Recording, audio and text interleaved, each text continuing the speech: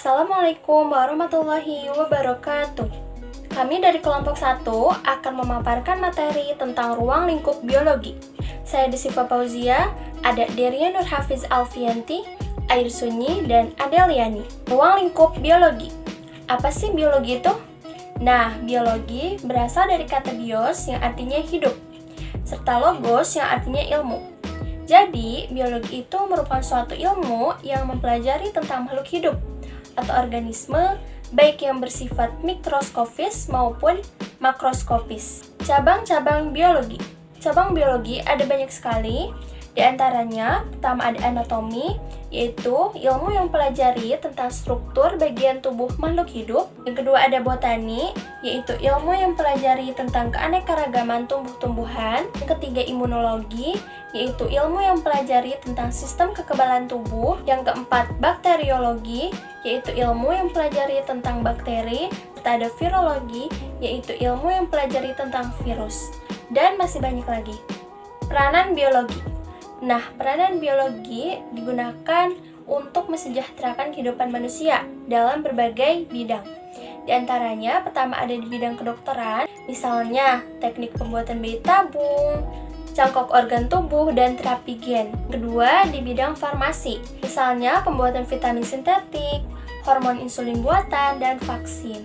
Yang ketiga, teknologi pangan, misalnya pembuatan keju, nata de coco, yogurt, dan tapai. Yang keempat, di bidang pertanian, misalnya penemuan bibit unggul, tanaman transgenik, kultur jaringan, dan teknologi hidroponik. Selanjutnya, di bidang peternakan, misalnya cloning hewan, inseminasi buatan, dan ayam petelur tanpa dibuahi pejantan. Selanjutnya, di bidang industri, misalnya teknik pemisahan logam dari bijinya dengan menggunakan bakteri.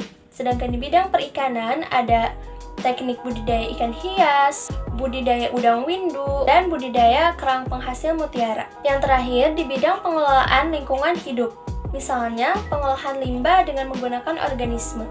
Kerja ilmiah. Kerja ilmiah merupakan suatu rangkaian atau kegiatan yang dilakukan oleh orang yang memiliki sikap ilmiah dengan menggunakan pendekatan keterampilan proses dan melalui metode-metode ilmiah. Nah, sikap ilmiah diantaranya peka dan kritis terhadap fenomena atau kejadian alam, tidak percaya pada tahayul, memiliki ingin rasa tahu yang tinggi, memiliki minat yang besar untuk menghasilkan sebuah produk sains, berpikir logis, terbuka, serta mau menerima kritik dan pendapat dari orang lain. Jujur dan objektif terhadap hasil penelitian, teliti, tekun, dan tidak mudah menyerah, optimis terhadap keberhasilan penelitian, bersikap hormat terhadap peneliti lain, serta menghargai hasil penelitian orang lain atau penemuan orang lain. Pendekatan keterampilan proses dibagi menjadi 7. 1. Klasifikasi objek, yaitu kegiatan mengelompokkan objek berdasarkan kriteria tertentu yang diterapkan. 2. Mengajukan pertanyaan dengan data kualitatif, yaitu data yang tidak bisa dinyatakan dengan angka, dan data kuantitatif, yaitu data yang bisa dinyatakan dengan angka. 3. Melakukan pengamatan atau observasi. 4. Menyajikan data. 5. Menafsirkan data. 6. Memprediksi dan memperkirakan data. 7. Identifikasi variabel dalam percobaan, yaitu variabel bebas atau variabel manipulasi, variabel kontrol atau variabel respons, dan variabel pengganggu. C. Metode ilmiah dibagi menjadi 6.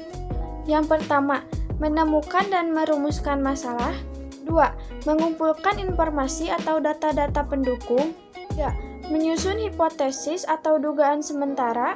4.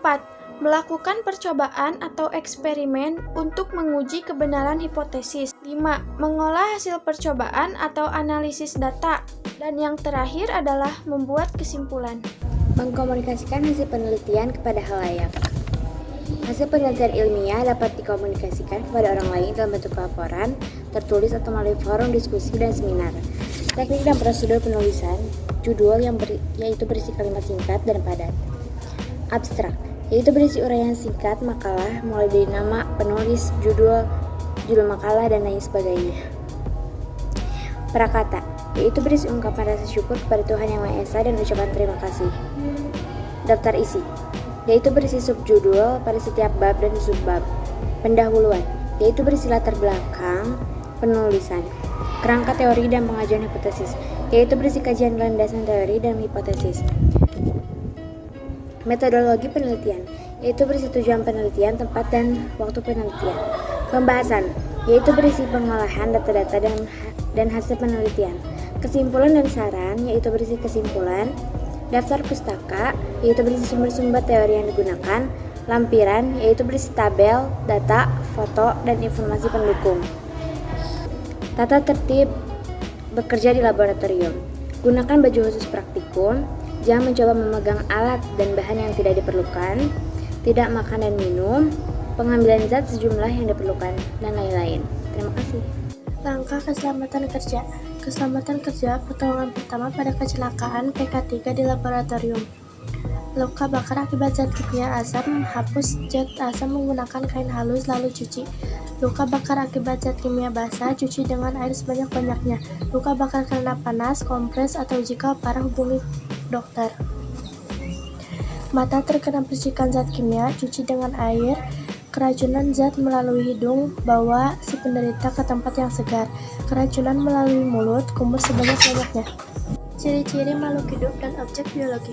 Ciri-ciri makhluk hidup diantaranya bernapas, memerlukan makanan dan minuman, melakukan metabolisme, melakukan transportasi zat, melakukan ekspresi, melakukan terhadap rangsang, bergerak, beradaptasi dengan lingkungan, dan berkembang. Objek biologi pada tingkat kehidupan. Di antaranya yaitu objek biologi tingkat molekul, tingkat sel, tingkat jaringan, organ dan sistem organ, tingkat individu, populasi dan komunitas, tingkat ekosistem dan bioma.